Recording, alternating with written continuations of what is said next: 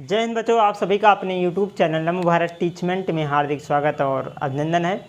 तो बच्चों, हम सब जो है कल के क्लास में जो है प्रश्नावली 1.3 के जो भी उदाहरण थे और हम सब वो सभी उदाहरण कर चुके हैं और जो कि इसी प्रश्न पर इसी प्रश्न पर आधारित प्रश्न थे, उदाहरण थे अंडर रूट के रूप का, जो हमको अपन में सिद्ध करना था। ठीक है, तो इस टाइप के हम प्रश्न कर चुके हैं, लेकिन आज की इस क्लास में हम सब प्रश्नावली 1.3 के सभी प्रश्न करेंगे। तो इसमें पहला प्रश्न है, ये क्या कह रहा है कि सिद्ध कीजिए कि अंडर रूट 5 एक अपरिमेय संख्या है। ठीक है, अंडर रूट 5 एक अपरिमेय संख्या है। पहले इसको हम कैसे सिद्ध करेंगे कि यह एक अपरिमेय संख्या। ठीक है, तो क्या करेंगे हम कि ये जो हमारे पास प्रश्न दे रखा है अंडर रूट 5 है ना, इसको हम मान लेंगे कि एक परिमेय संख्या है। इसमें भले बोल रहा है कि यह है एक अपरिमेय संख्या, लेकिन हम इसका अपोजिट उल्टा मान के काम करेंगे कि यह एक परिमेय संख्या है। ठीक है, क्योंकि जब कोई भी काम अगर किया जाता है तो क्या होता है कि अगर हम वो उल्टा काम कर देते हैं ना, तो बाद में जब उसका निष्कर्ष नहीं निकल पाता है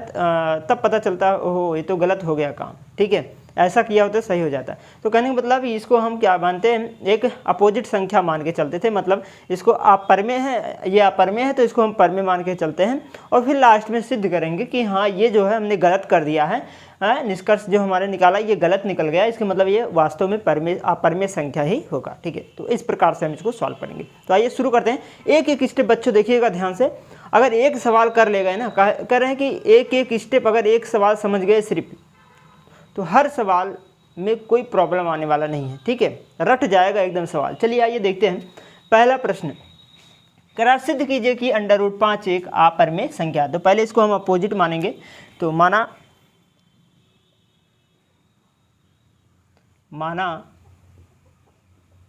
अंडर रूट 5 एक परिमेय संख्या है, एक परिमेय संख्या है। क्वेश्चन में बोला था ये अपरिमेय संख्या है, लेकिन हम उल्टा मानेंगे कि मान लिया यह क्या है, एक परिमेय संख्या। ठीक है, अच्छा, जो संख्या परिमेय होती हैं उन्हें हम P/Q के रूप में लिख सकते हैं कि नहीं? अगर कहा जाए परिमेय संख्या किसे कहते हैं, तो कहेंगे जिसे हम भिन्न के रूप में दिखा सकते हैं, मतलब P/Q के रूप में लिख सकते हैं, वही हमारा परिमेय संख्या होता है। ठीक है, तो कहने का मतलब इसे हम P/Q के रूप में लिख सकते हैं। तो लिखेंगे तब आपका जो अंडर रूट 5 होगा वो बराबर होगा P/Q के। ठीक है, क्यों? क्योंकि आपने मान लिया कि अंडर रूट 5 एक परिमेय संख्या है, तो कहने का मतलब इसे हम P/Q के रूप में लिख सकते हैं। तो अब P और Q है क्या, पहले इसको लिख लेते हैं थोड़ा से। ठीक है, इसको ध्यान से समझिएगा। जो Q है वो नॉट इक्वल टू 0, 0 के बराबर नहीं है Q। ठीक है, अगर Q 0 के बराबर हो गया तो यह परिमेय संख्या रह ही नहीं जाएगा, अपरिभाषित हो जाएगा, जो कि इसको सोल्यूशन नहीं कर सकते हैं। जैसे मान लीजिए 2/0 इसका नॉन डिफाइन है, मतलब इसको हम सॉल्व ही नहीं कर सकते। अगर आपका आ गया 0/2 तो इसको 0 तो प्राप्त ही हो जाएगा। तो ये है, अगर यहाँ पर 0 आ जाता है तो ये आप परिमेय रह ही नहीं जाएगा। इसके मतलब हमने कहा कि ये Q not equal to 0, Q जो है 0 के बराबर नहीं होगा। ठीक है, और जो P व Q है, P व Q सहअभाज्य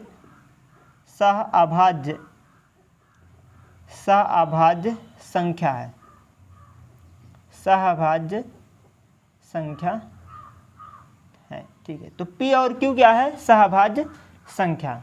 सहअभाज्य संख्या का मतलब ये होता है कि P व Q का जो मासा है वो क्या है, 1।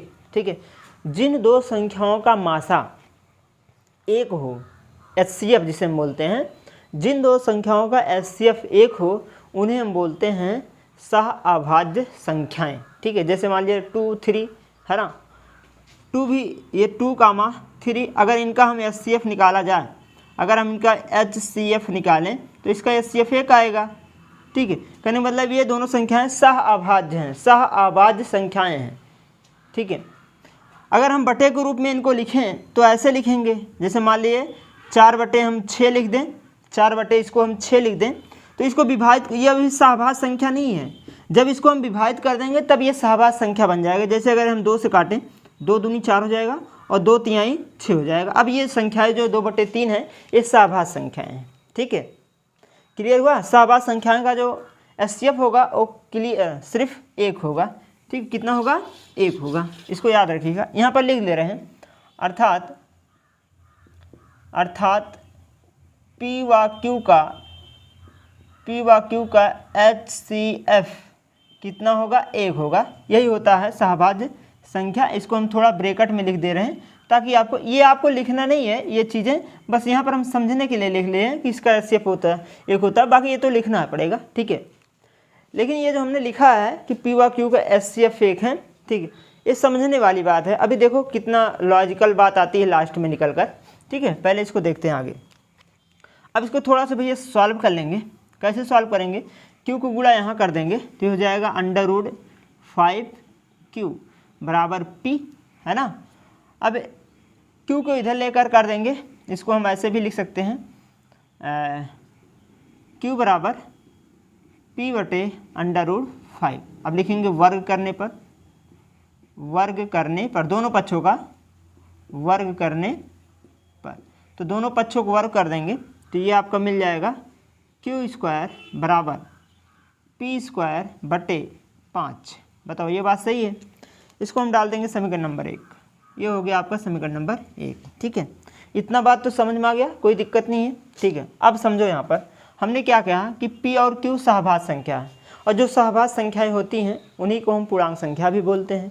वो जो सहभाज्य, जितने भी सहभाज्य संख्या होते हैं सब पूर्णांक संख्याएं होते हैं, ठीक है। अगर सहभाज्य संख्या है तो वास्तव में पूर्णांक संख्याएं होगा, ये तो क्लियर है। तो हम कह सकते हैं कि यहाँ से P व Q सहभाज्य संख्या है, तो यहाँ पर लिखेंगे कि P व Q क्या है, सहभाज्य संख्या है, ठीक है। ऐसे लिख सकते हैं कि जो हमारे पास P व Q है एक सहभाज्य संख्या है। तो चलिए शुरू करते हैं। तो यहाँ पर लिखेंगे कि चूँकि Q एक पूर्णांक संख्या है, सहभाज्य संख्या मतलब पूर्णांक ही होगा, एक पूर्णांक। अब यहाँ पर लिखने वाला थोड़ा सा बात है, कथन समझिए बस, है ना।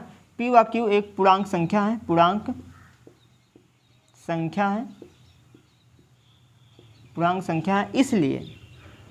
इसलिए ये क्योंकि हमने Q एक पूर्णांक संख्या है, इसलिए यहाँ पर लिखेंगे जो आपका Q² है वो भी पूर्णांक संख्या होगा। जब Q है तो Q² भी पूर्णांक संख्या होगा, तो लिखेंगे Q² भी एक पूर्णांक संख्या होगी, Q² भी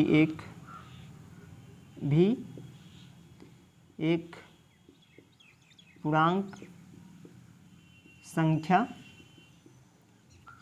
संख्या होगी, ठीक है। अच्छा, अगर Q पूर्णांक संख्या है, अगर ये Q पूर्णांक संख्या है तो Q P² बटे 5 के बराबर है। कहने का मतलब आपका जो P² बटे 5 है वो भी पूर्णांक संख्या होगा। क्लियर सी बात है एकदम कि P² बटे 5 भी, क्योंकि ये इसके बराबर है, तो हम लिख सकते हैं कि P² बटे 5 भी एक हमारे पास पूर्णांक संख्या हो जाएगा। तो यहाँ पर लिखेंगे कि इसलिए P² बटे 5 भी एक पूर्णांक संख्या होगी। और इसलिए हम कह सकते हैं प्रमेय नंबर 1 में आप 1.3 में पढ़े होंगे कि अगर कोई संख्या है P² बटे 5 है ना, P² बटे 5 है, अगर ये इससे पूरा विभाज्य है, अगर ये पूरा इससे भाज्य है, तो कहने का मतलब P बटे 5 भी ये पूरा इससे क्या रहेगा, भाज्य रहेगा। अगर वर्ग को हटा दें तो वो संख्या भी 5 से भाज्य रहेगा। ये इसमें कोई दो राय नहीं है, ठीक है। क्लियर हुआ बात, ये बात समझ में आ गया होगा। तो चलिए अब लिख लेते हैं कि P² 5 से भाज्य है, इसलिए P भी 5 से भाज्य होगी। ये कहाँ से पढ़े हैं, प्रमेय नंबर 1.3 से। अगर ना लिख पाए तो कोई बात नहीं, ठीक है, लेकिन इतना पता होना चाहिए कि अगर कोई संख्या वर्ग उसका भाज्य है तो P भी उसका भाज्य होगा, जैसे यहाँ पर हमने बताया, ठीक है। चलो ये बात समझ में आ गया। अब आगे समझेंगे, इतना काम हो गया। अगर P 5 से भाज्य है तो 5, जब P में 5 से भाज्य करोगे, भाग करोगे तो कुछ ना कुछ परिणाम मिलेगा। तो हम परिणाम मान लेते हैं A आ गया, उसको भाग करने पर A प्राप्त हो गया। और आपको पता है कि अगर किसी पूर्णांक में पूर्णांक से भाग करें, अगर किसी पूर्णांक में पूर्णांक से भाग करें तो क्या होता है, पूर्णांक ही प्राप्त होगा, है ना।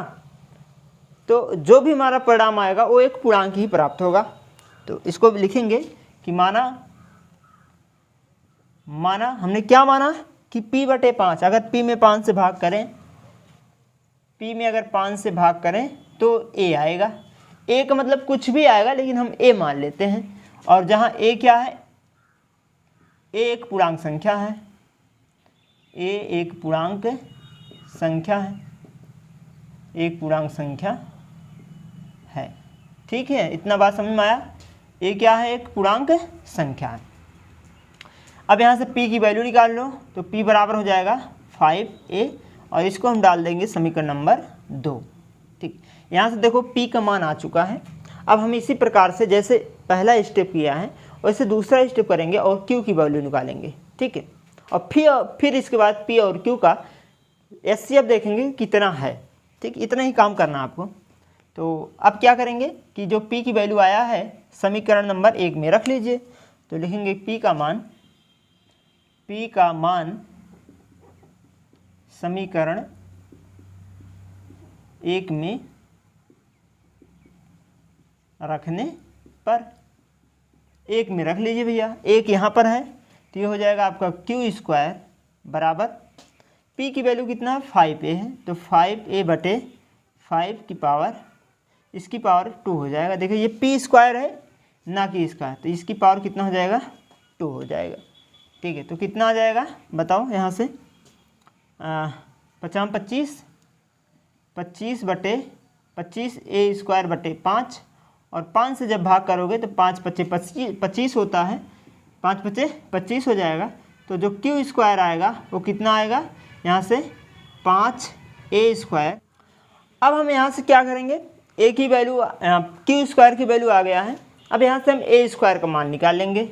तो अब बताओ a² कितना होगा, ये इसके नीचे चला आएगा, तो ये हो जाएगा a²/q²/5 हो जाएगा, और इसको हम डाल देंगे समीकरण नंबर 3। ठीक है, अब फिर यहाँ पर वही स्टेप जो ये पूरा स्टेप लिखा गया है, तो यहाँ लिखेंगे कि क्योंकि a एक पूर्णांक संख्या है, a एक पूर्णांक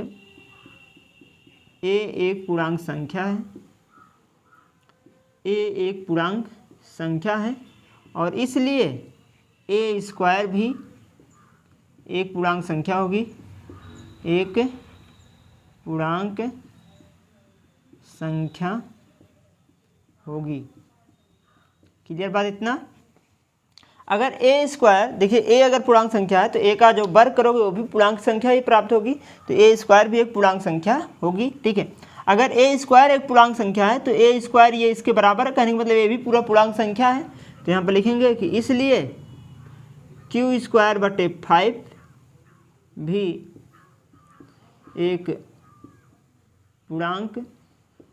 एक पूर्णांक संख्या होगी। अगर q²/5 एक पूर्णांक संख्या है, कहने का मतलब ये पूरा विभाजित हो रहा है।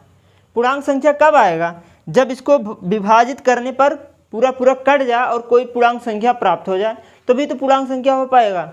जब ये पूरा विभाजित होगा q²/5 तभी तो पूर्णांक संख्या आएगा। अगर पूरा नहीं विभाजित होगा तो वो दशमलव में आ जाएगा, कहने मतलब वो पूर्णांक संख्या नहीं रह जाएगा।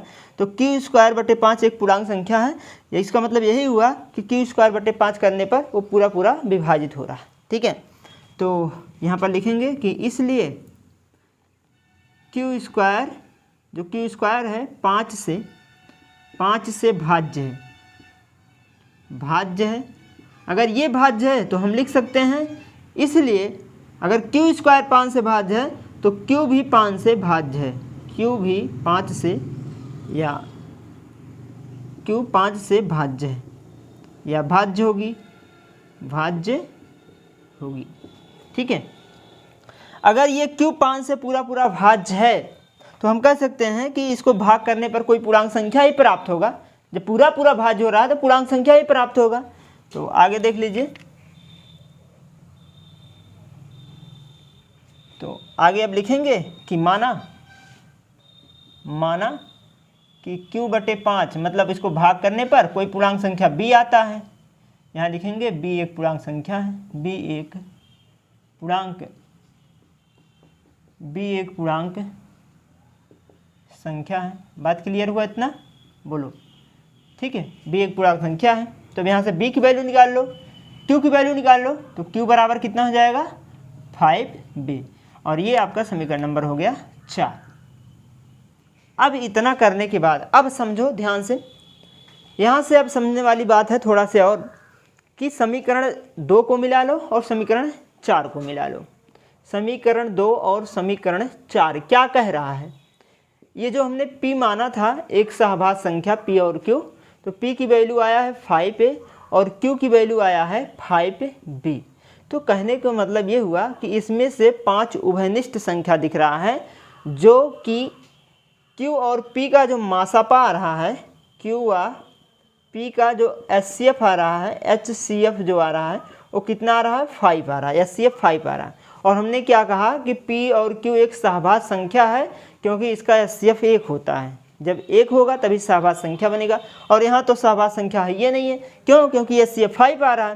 कहने का मतलब ये तो हमने जो माना था, जो मान के काम यहाँ पर किया था कि एक जो है परमेय संख्या है, मतलब p व q एक सहभाज्य संख्या है, तो हमारा गलत निकल गया। ठीक है, अगर गलत निकल गया तो कहने का मतलब ये भी आप जो माने हैं ये भी गलत है, तो सही क्या होगा? जो दिया गया है। ठीक है, तो इस प्रकार से हम काम कर लेंगे। तो चलिए यही बातें लिखेंगे कि समीकरण 2 और 4 से इसका जो एक उभयनिष्ठ गुणनखंड क्या है 5 है, इसका मतलब p व q एक सहभाज्य संख्या नहीं है। ठीक है, तो चलिए शुरू करते हैं। इसी प्रकार से हम यहाँ पर लिख लेंगे कि समीकरण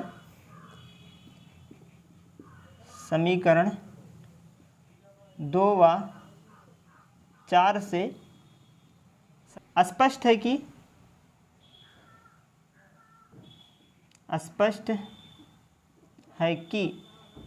5 p व q का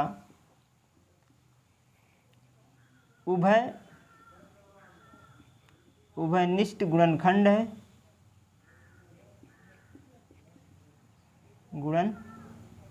उभयनिष्ठ गुणनखंड है। ठीक है, अतः p और q क्या है? वह सहभाज्य संख्या नहीं है। अतः p व q सहअभाज्य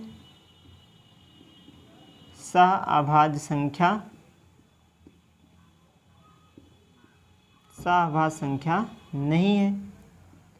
ठीक है, जो कि हमारी पूर्व कल्पना का, जो कि हमारी पूर्व कल्पना का विरोधाभास है,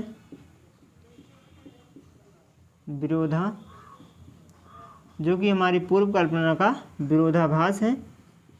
ठीक है, अतः हमारी पूर्व कल्पना गलत है।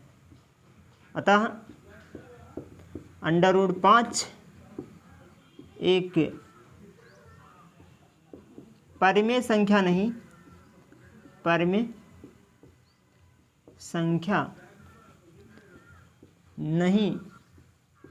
बल्कि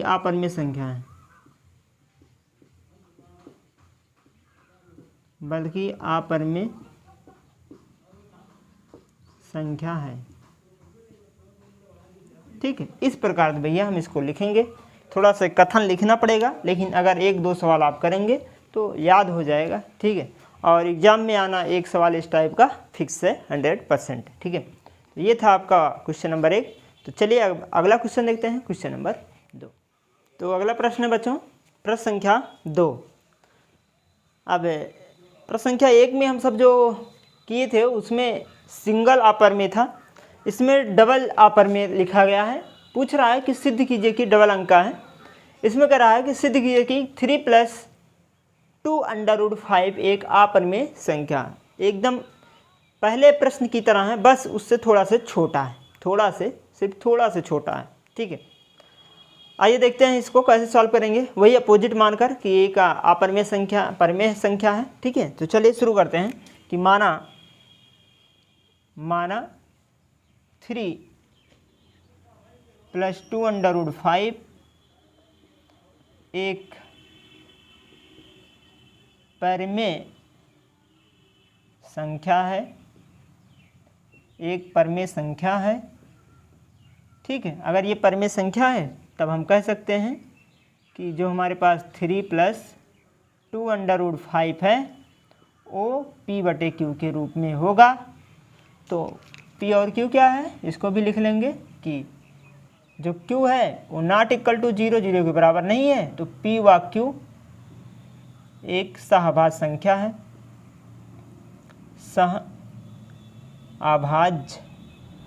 सहभाज्य संख्या है।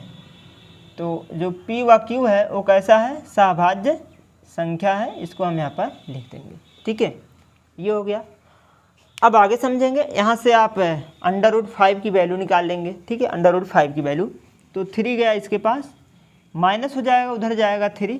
तो या फिर हम इसको इधर ले आ रहे हैं तो ये इधर आएगा माइनस हो जाएगा, और 3 उधर जाएगा तो प्लस हो जाएगा, माइनस हो जाएगा। तो 3 को उधर ले जा रहे हैं तो हो जाएगा P अपान Q माइनस 3 और बराबर 2 अंडर रूट 5। ये बात सही है।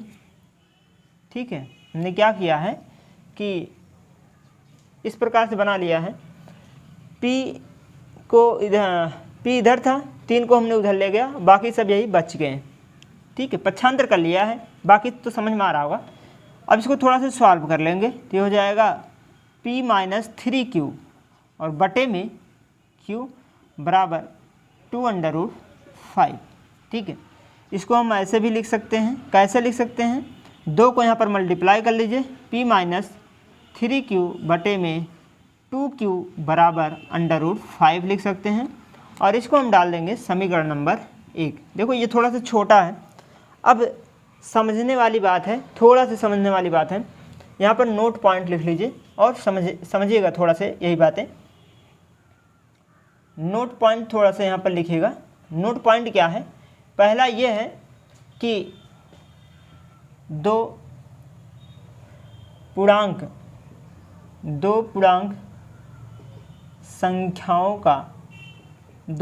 संख्याओं का जोड़, घटाव,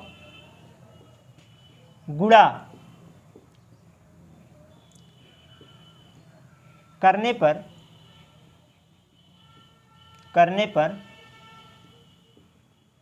एक पूर्णांक संख्या प्राप्त होती है। एक पूर्णांक संख्या प्राप्त होती है। बताओ, ये बात समझ में आया?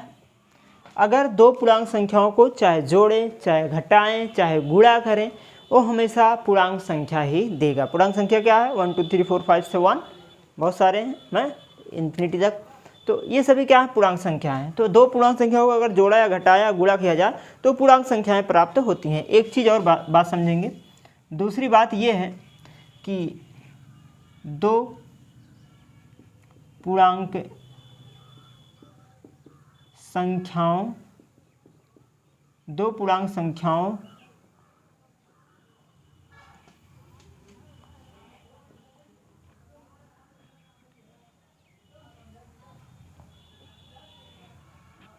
भाग करने पर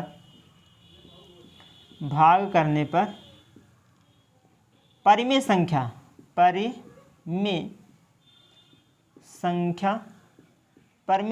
प्राप्त होती है। ये दो कंसेप्ट यहाँ पर लगेगा, ये दोनों कंसेप्ट बैठा लीजिए कि पहले तो हमने बता दिया। दूसरा है, अगर दो संख्याओं को भाग किया जाए, दो पूर्णांक संख्याओं को भाग किया जाए तो वह परिमेय संख्या प्राप्त होगी। जैसे एक पूर्णांक संख्या 2 है, एक पूर्णांक संख्या 3 है, अगर दोनों को भाग किया जाए तो ये क्या बन गया, एक परिमेय संख्या, जिसे हम P/Q के रूप में लिख सकते हैं, परिमेय संख्या बन गया। कहने का मतलब दो पूर्णांक संख्याओं को भाग करने पर तो वह परिमेय संख्या प्राप्त होगी। पूर्णांक भी प्राप्त होगी, लेकिन पूर्णांक ही क्या बन जाता है, परिमेय संख्या बन जाता है। ठीक है, तो वहाँ पर ये बात रखिएगा, ये दो भाग करने पर अधिकतर क्या होता है कि अगर दो संख्याओं को हम पूर्णांक संख्याओं को भाग कर दें तो वह क्या बन जाता है, परिमेय संख्या। अगर गुणा जोड़ घटाव करें तो वह पूर्णांक संख्या ही बनता है, तो 100% पूर्णांक ही रहेगा। ठीक है। ये परमेय संख्या भी बन सकता है, पूर्णांक भी बन सकता है, लेकिन यहाँ पर परमेय संख्या हम मानेंगे, है ना। तो चलिए ये हो गया। अब यहाँ पर समझने वाली बात यही है, जो यहाँ पर हमने बताया कि दो पूर्णांक संख्याओं को अगर गुणा या जोड़ या घटाव किया जाए तो क्या प्राप्त होता है, परमेय संख्या प्राप्त होती है। अब यहाँ पर समझिए कि P और Q हमने क्या कहा है, एक सहभाज्य संख्या है। सहभाज्य संख्या मतलब ही पूर्णांक संख्या होती है, सहभाज्य संख्या भी एक पूर्णांक संख्या होती है। तो P और Q क्या हुआ, आपका पूर्णांक संख्या हुआ, ठीक है। अब यहाँ पर समझिएगा कि P और Q, देखो P और Q दो पूर्णांक संख्या है, आपको पता है यहाँ से, लेकिन इसको जोड़ा भी घटा, देखिए जोड़ा भी गया है और 3 भी एक पूर्णांक संख्या जो कि गुणा भी किया गया है। तो चाहे जोड़ा जाए, चाहे घटाया जाए, चाहे गुणा किया जाए, तो इसका रिजल्ट क्या प्राप्त होगा, पूर्णांक संख्या प्राप्त होगा। इसका मतलब ये भी एक पूर्णांक संख्या है, वहाँ से आपको क्लियर हुआ। तो चलिए अब इसी बातों को लिखेंगे कि क्योंकि P व Q एक पूर्णांक संख्या है, एक पूर्णांक संख्या है, ठीक है। इसलिए P माइनस 3Q, ये जो हमने लिखा है P माइनस 3Q एक पूर्णांक संख्या होगी, या भी पूर्णांक संख्या होगी। बात समझ में आया क्यों हुआ ये, वहाँ से, ठीक है। अच्छा, अगर ये पूर्णांक संख्या है तो ये बताओ P माइनस 3Q ये भी एक पूर्णांक संख्या है, और ये भी तो 2Q क्या है, एक पूर्णांक संख्या है। दो पूर्णांक संख्या है, दो का Q भी एक पूर्णांक संख्या, गुणा किया गया तो पूर्णांक संख्या ही प्राप्त होगा। जब पूर्णांक संख्या में पूर्णांक संख्या से भाग करोगे तो हमने कहा दो पूर्णांक संख्या को भाग करने पर परमेय संख्या प्राप्त होती है। तो कहने का मतलब हम लिख सकते हैं कि यह जो हमने लिखा है यह एक परमेय संख्या है। तो अब लिखेंगे कि इसलिए पूर्णांक संख्या को पूर्णांक संख्या से भाग करने पर एक परमेय संख्या प्राप्त होता है। यहाँ पर लिखेंगे कि P माइनस 3Q बटे 2Q एक परमेय संख्या होगी, एक परमेय संख्या होगी, ठीक है। ये बात समझ में आया, एक परमेय संख्या होगी, ठीक है। अब हाँ, अगर ये परमेय संख्या है तो अभी आपने ये क्या लिखा है, समीकरण 1 से, है ना। समीकरण 1 से क्या लिखा गया है कि √5 क्या है, एक प्रकार का, यहाँ से √5 हमारा क्या है, अपरमेय संख्या है, जो कि आपको पता है, ठीक है। √5 √3 √7 यह क्या है, एक अपरमेय संख्या होती है। तो अपरमेय संख्या जो है अपरमेय संख्या के बराबर होगा, कहने का मतलब ये इसके क्या है, बराबर है, ठीक है। अब हम लिखेंगे कि समीकरण 1 से, ठीक है। बात समझने वाली इतना था कि अगर ये परमेय संख्या आप माने हो तो ये तो अपरमेय संख्या है, जो कि क्वेश्चन में भी बोला है, ठीक है। और आपको सिद्ध भी कर चुके हैं कि अंडर रूट के अंदर वाली संख्याएं जो होती हैं, अभाज्य संख्याएं, सभी परमेय संख्या होती है। तो ये तो परमेय संख्या है, और ये अभी आपने बताया कि ये तो अपरमेय संख्या, अभी आपने बताया कि ये परमेय संख्या, तो अपरमेय परमेय संख्या के बराबर कैसे, ठीक है। तो चलिए शुरू करते हैं। अब आगे यही लिखेंगे कि समीकरण 1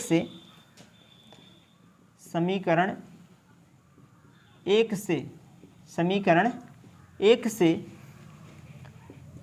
P माइनस 3Q अपान 2Q बराबर √5 एक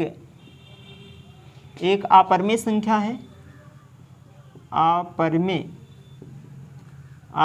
संख्या है, एक अपरमेय संख्या है, जो कि हमारी पूर्व कल्पना का विरोधाभास है।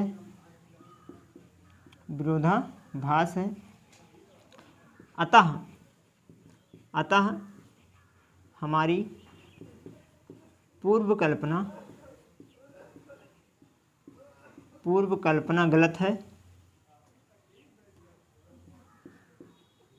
गलत है। हमारी पूर्व कल्पना क्या है, गलत है, ठीक है। जो हमारी पूर्व कल्पना है वो गलत है, बल्कि अतः 3 + 2 √5 एक परमेय संख्या नहीं है, बल्कि